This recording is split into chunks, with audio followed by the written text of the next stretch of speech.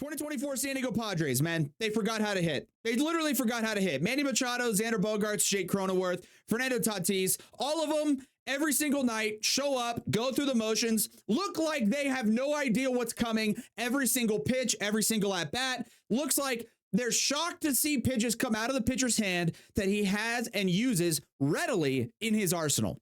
It's unbelievable to watch. As a Padres fan, it drives not just me, but the entire fan base crazy. And what's even crazier is based on body language and based on the consistency that we see this half-ass walk-through motion effort from the San Diego Padres in the batter's box night in and night out. Doesn't seem like these guys care as much as we do. Certainly don't care as much as I do. I'm sitting here getting worked up, doing a video breakdown about it. These guys seemingly could care less. And they are getting compensated at a disgusting rate. Let's dive into it. Jake Cronenworth in the third inning. To summarize where we're at right now, it's the bottom of the third. We're already down 4-1. We have one hit in the ball game, we being the Padres, and it was Jurickson Profar leading off the game in the bottom of the first, hitting a solo home run. Jurickson Profar. Since then, it's been crickets. What's new? Here's the sequencing to Jake Cronenworth. By the way, Jake Cronenworth has a -3 run value on 4-seam fastballs this year. This is not a secret. This is not brand new information. This is not something that I have to dig deep to find. Jake Cronenworth can't hit velocity. He cannot hit 4-seam fastballs. You would think he would do something about that. Ball one from Nick Lodolo. Nick Lodolo knows that. The Reds know that. Everybody in the entire sport of Major League Baseball knows that Jake Cronenworth can't hit velocity. 1-0. What are you sitting on here, Jake? A fastball right down Broadway. Right down Broadway. And he's tardy. It's right down the middle. First pitch ball. Let's sit on a 4-seam fastball here. And he badly misses. As you can clearly see, he wants this down and away. Misses right down the middle. Fouled it off. He's tardy. He's not ready to go. He's consistently late, consistently underneath, consistently clipping the bottom third of the ball when he gets fastballs or swinging underneath them.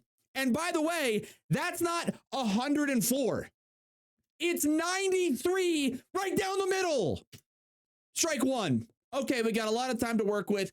Maybe he was sitting on an off-speed pitch. Who knows? Who knows? Maybe he was just simply behind. Sometimes it happens. Let's give Jake Cronenworth a little bit of grace. But let's remember, he can't hit 4-seam fastballs. He hasn't been able to hit them all season long.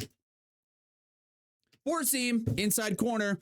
Guess what? He's late. He couldn't get to it. He's beat. Now it's 1-2. What pitch are they going to throw to you, Jake? 4-seam, up and in. Bad miss from Lodolo.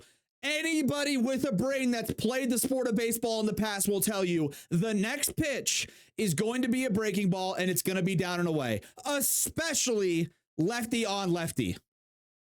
Shocker.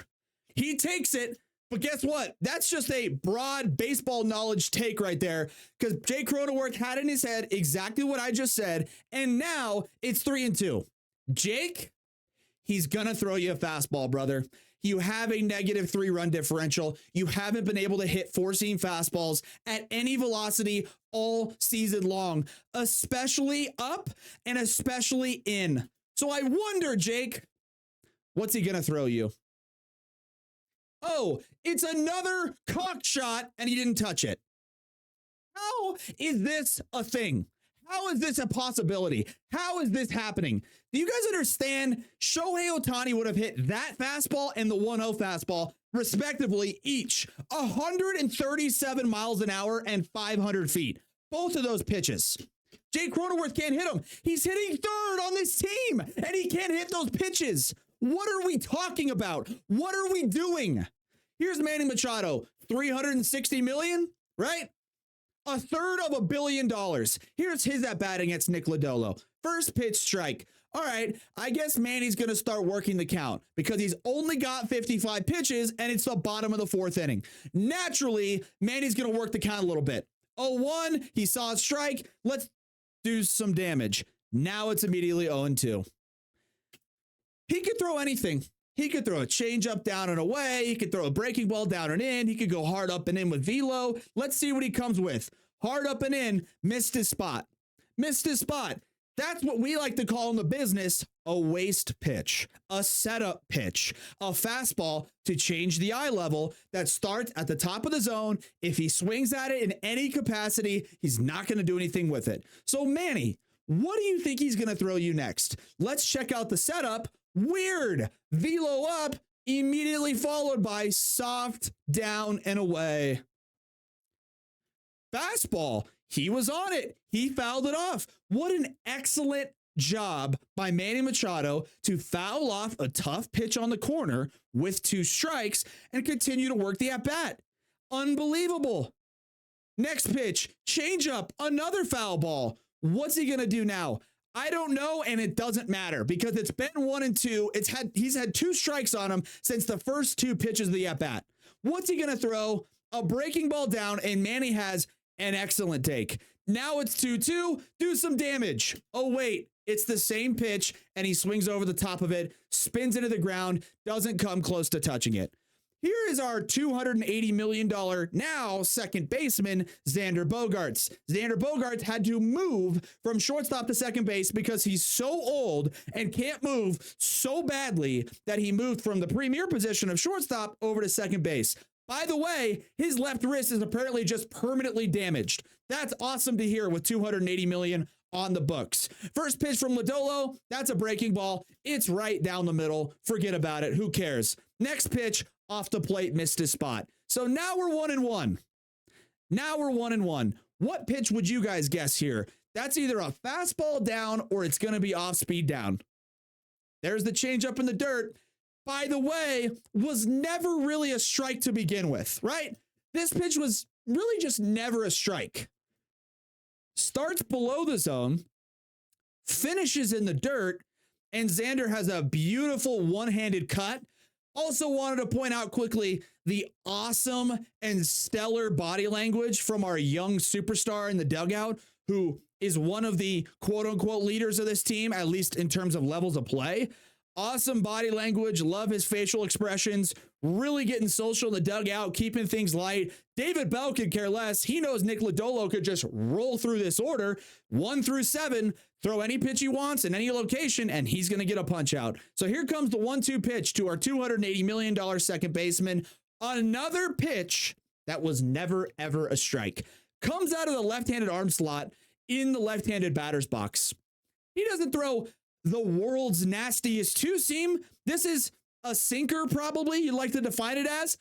But and also, what hitting position are we in right now, Xander Bogaerts?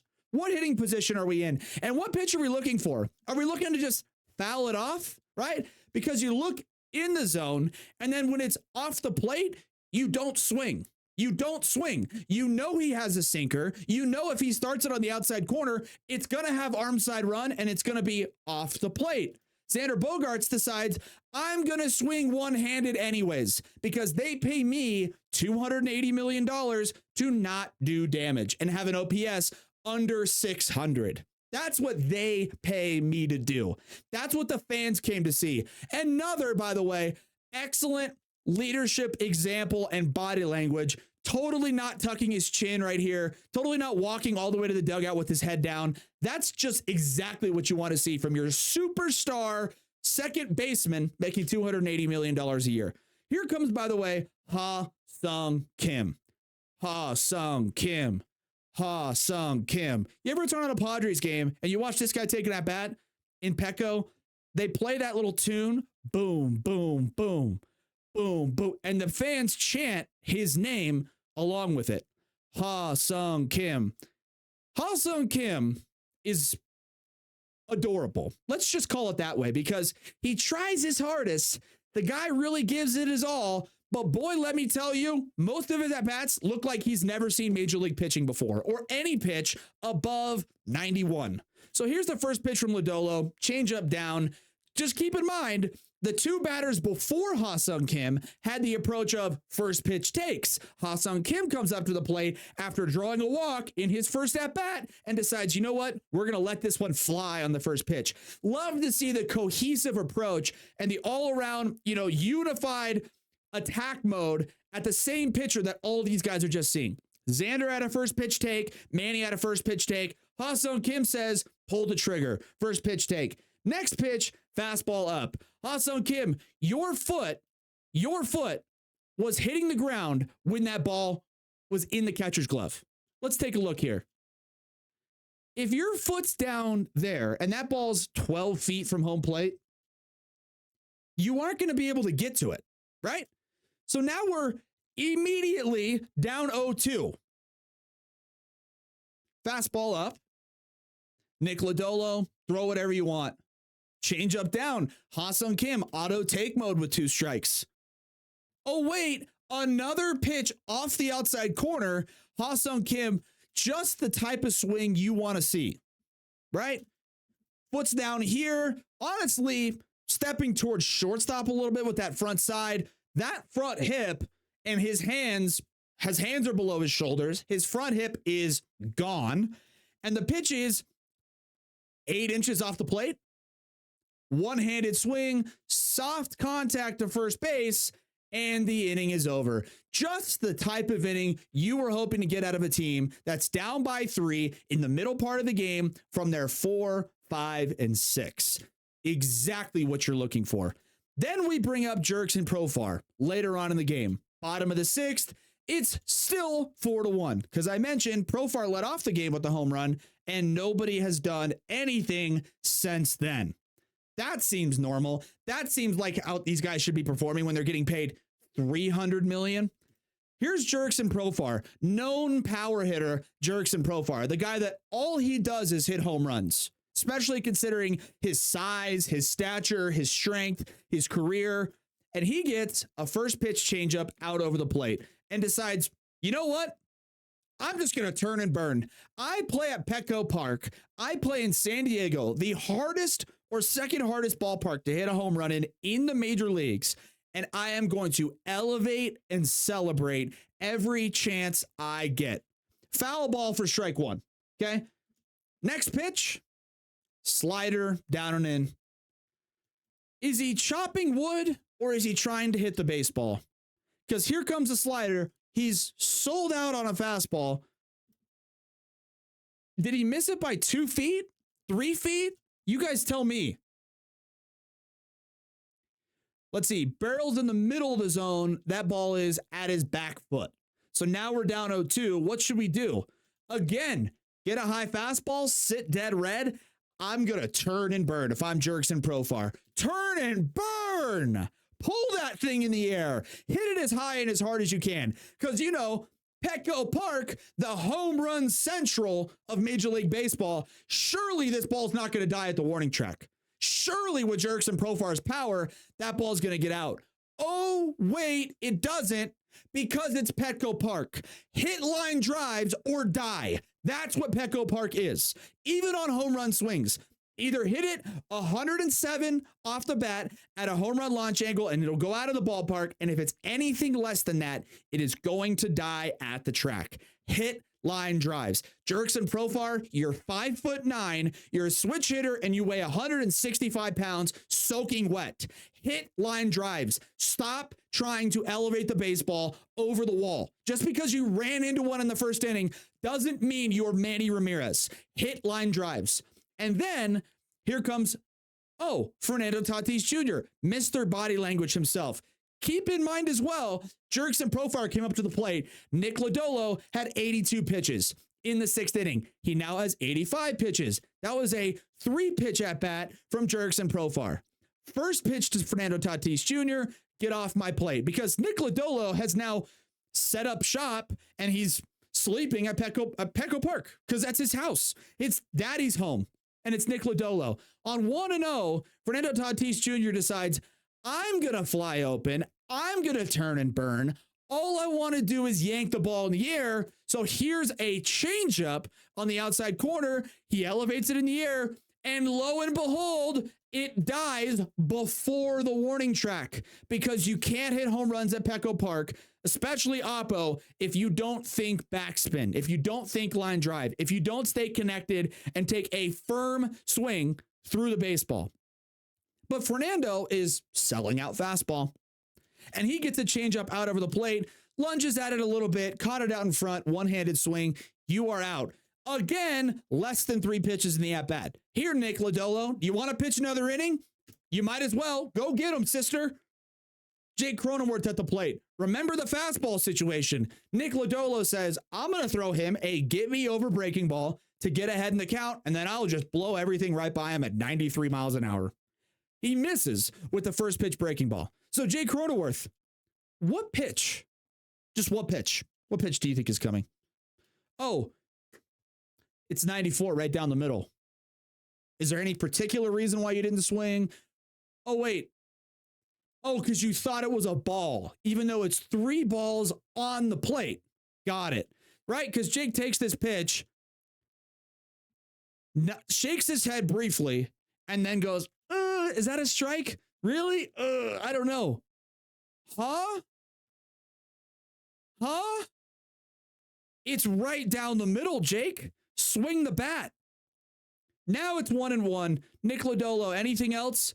Oh, that's right. Back to the breaking ball. Why would we stay connected? Why would we be sitting on a breaking ball? I don't know. Why would we be prepared to hit in any capacity and not go, oh, and front side, gone. Roll it over. And by the way, another at bat done in 3 pitches. Nick Lodolo, here's an extra inning for you, brother. You want to go back out for the 7th instead of, I don't know, working the count, fouling pitches off, seeing 5 pitches in every at bat. Then we get 5 pitches per at bat, 3 at bats, 15 pitches. He's at 96 pitches, 98 pitches. They go, you know what? Probably can't run him back out there. Now he's under 90. Throw him back out for the 7th. Why not?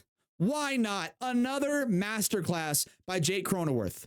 And this sequence, this is what it's all about, ladies and gentlemen. This is why the Padres get paid the big bucks. This is why Manny Machado, Xander Bogaerts, this is why these guys are getting paid combined $500 million. This is it right here. 7th inning, Nick Lodolo on the mound for the Reds. He's got 89 pitches. The Padres haven't done a lick against Nick Lodolo all night long. The objective for most offensive situations, most teams that are, I don't know, semi-capable, would be to work the count. Force him out of the game if you can't hit against him as soon as you possibly can.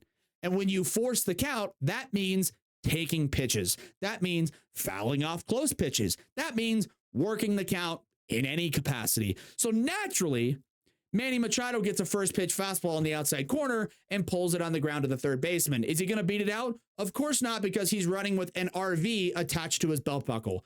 That's 1 pitch and 1 out. Here comes our, oh, by the way, real quick, super good splits there for Xander Bogaerts. 211. 2 homers, 11 RBIs, 566 OPS.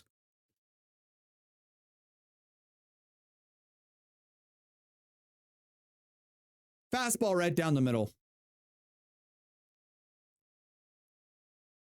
Oh, another fastball in the outside corner. How dare you, Nick Lodolo? How dare you? Why would Xander Bogaerts stay connected, think line drive, work the opposite way, and hit this ball to right center?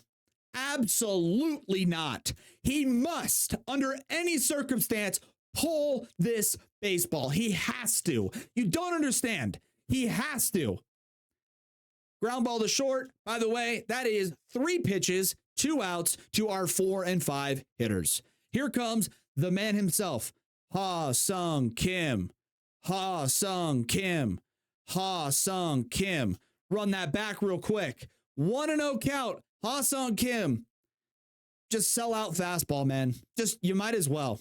You're down 3. You got 2 outs. Solo home run isn't going to kill Nick Lodolo in this situation. So why don't you sell out fastball, keep your hands elevated at a better attack angle, and try to work through the zone with a better swing path so you can potentially make contact with something middle down. Now, 92 literally splits the plate down. Mookie Betts would have hit that ball into the Pacific Ocean. Ha-Seong Kim, strike one. 1-1 count. Oh, look, it's the same pitch. And he's late and underneath it. Fouls it off. Now it's 1-2. What's he going to throw? Fastball up and in. Ha-Seong Kim is shocked to see that.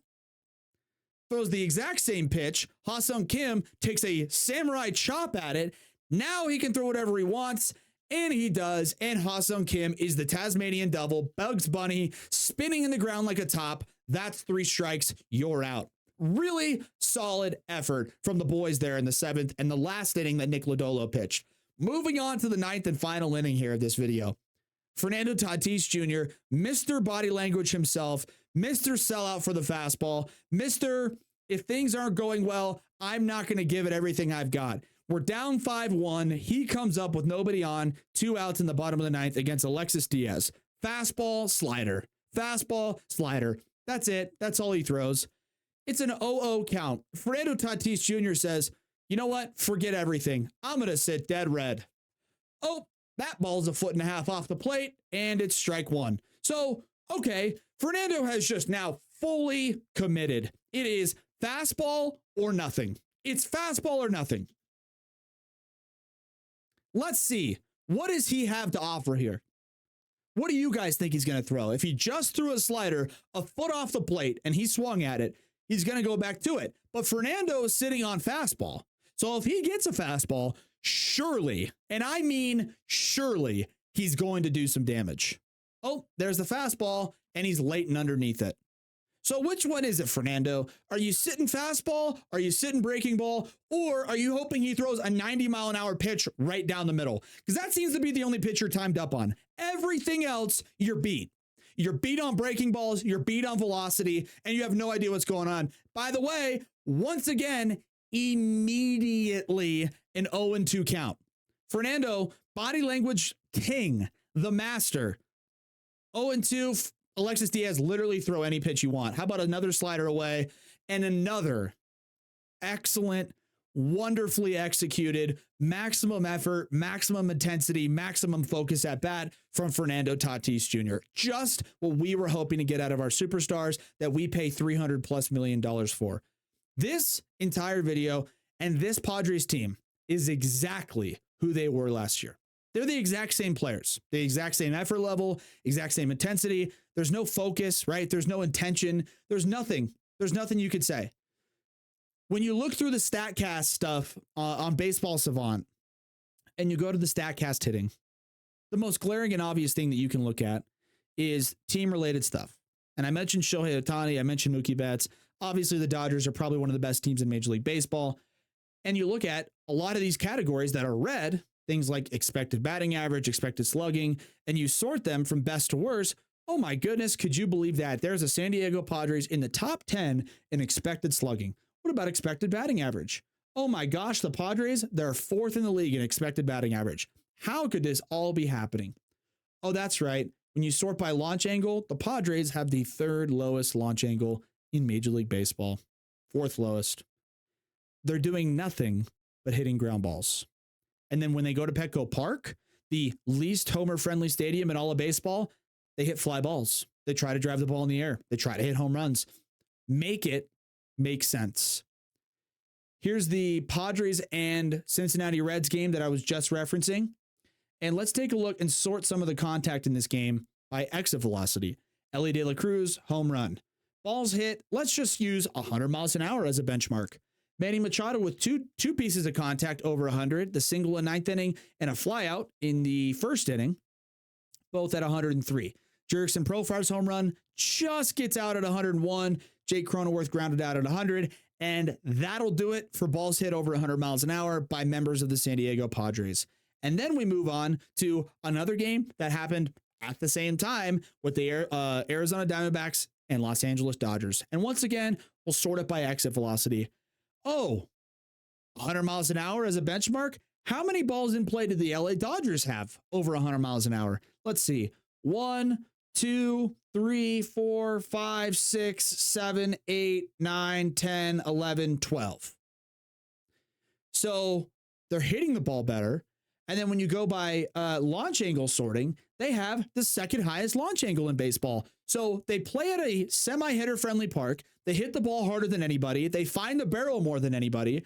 And we go by barrel percentage, second highest barrel percentage in all of baseball at an optimal launch angle. And would you look at that?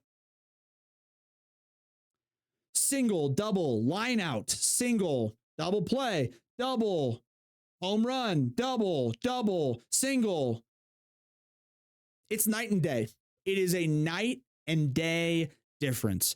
And it's sad to watch. It's disappointing to watch.